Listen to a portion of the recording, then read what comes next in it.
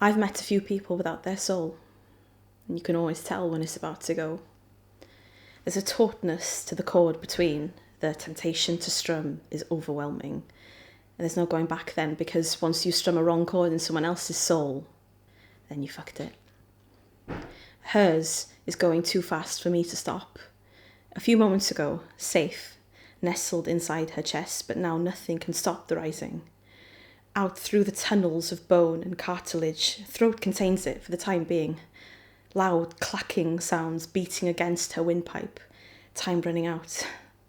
Only one chord, barely a tendril of hair remains between us. Terrified, even breathing on it will be the end. Deep, rattling drones, once more in finality. Pain in her blue eyes disappears, and it's over.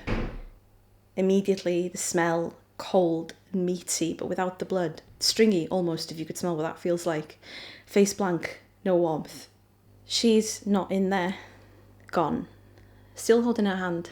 Dead now, still warm. Sniff it once, soaking up the smell of her skin, imagining that she smells like home instead of medicine and other people's clothes. Around me, they are crying in the deathly silence.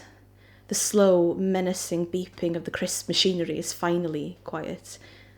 Dad on the floor, huddled on all fours, lost in his mind, sobs racking his body, big, noisy gasps coming out of him, wet eyes, running nose, his striped red and white rugby shirt riding up, exposing his back and large stomach hanging over his jeans. They are too tight for him.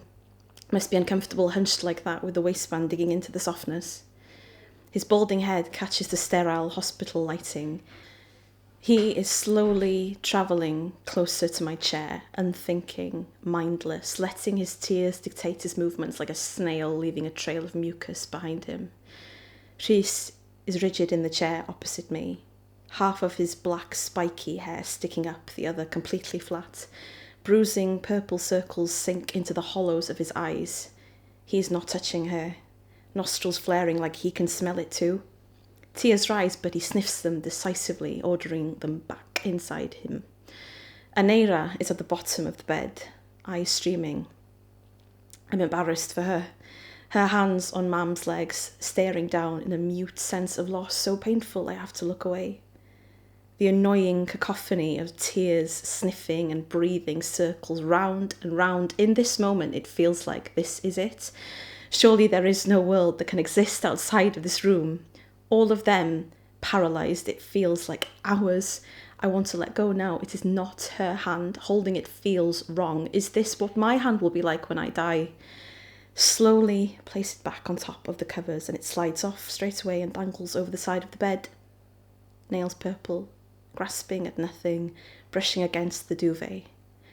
A gentle knock on the door and the air changes. Rhys and I look at each other by accident. The last moment will all be together as a family of 5, hanging between us both. He is only a lost little boy. Nay will be useless. Dad is still on the floor. Relieved to be doing something. Blood rushes down to slurp up the numbness in my toes. I can feel my feet again. Walk across the shiny linoleum and barely touch the silver handle before the door swings open.